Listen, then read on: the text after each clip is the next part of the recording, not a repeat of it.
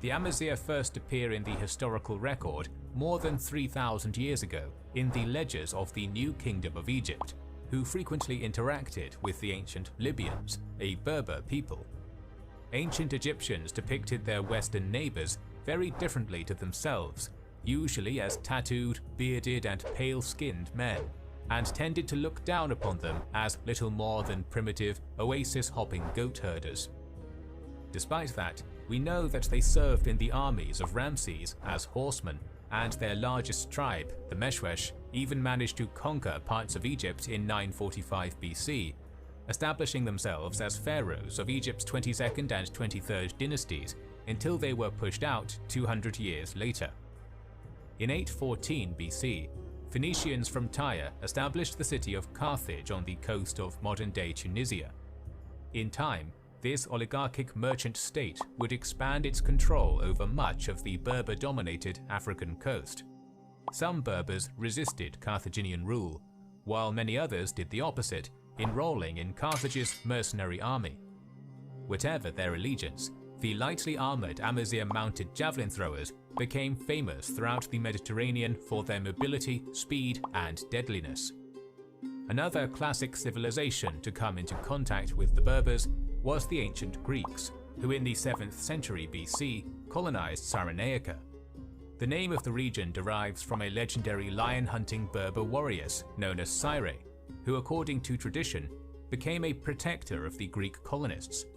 The Greeks in their walled coastal cities intermingled with the Berber around them, sharing many aspects of their cultures with one another.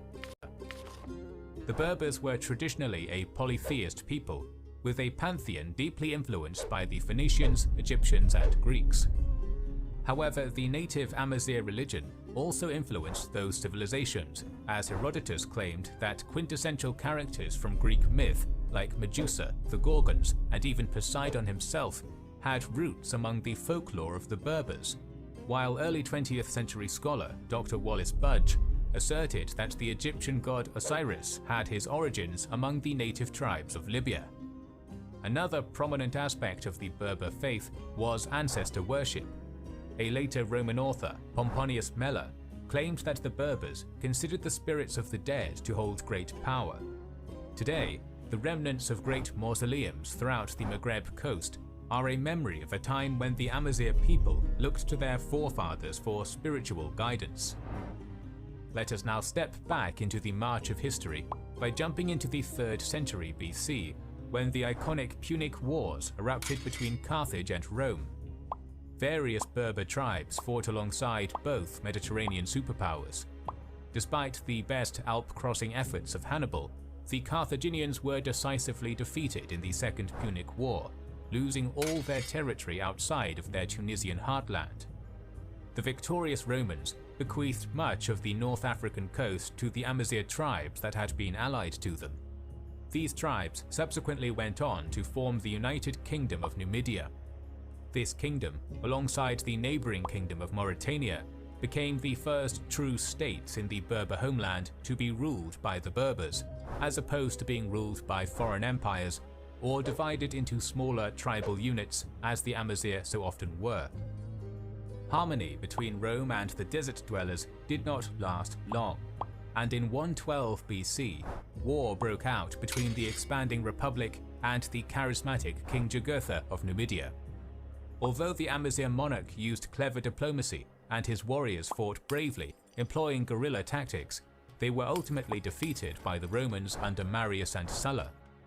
This kickstarted the Roman conquest of the Berber coast, a protracted effort that was completed only when Mauritania, already a Roman client state, was fully subsumed into the empire in 44 AD. During Roman rule, many Amazigh integrated themselves into their culture, and from the 3rd century AD, many Berbers converted to Christianity. Among these was Augustine, bishop of the African city of Hippo, who was one of the most influential Christian church fathers of all time, and laid the foundations of Western Christian philosophy that deeply impact the Catholic world to this day.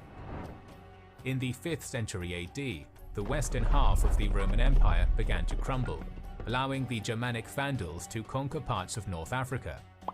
During this turmoil, the Amazigh were able to establish several small indigenous kingdoms in former Roman territory, worshipping a mixture of Christianity, Judaism, and traditional Berber polytheism.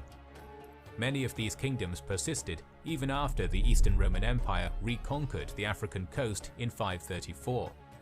However, this independence would be short-lived, as in the faraway deserts of Arabia, a new power was rising. By the time of the Prophet Muhammad's death in 632, his followers had conquered all of Arabia.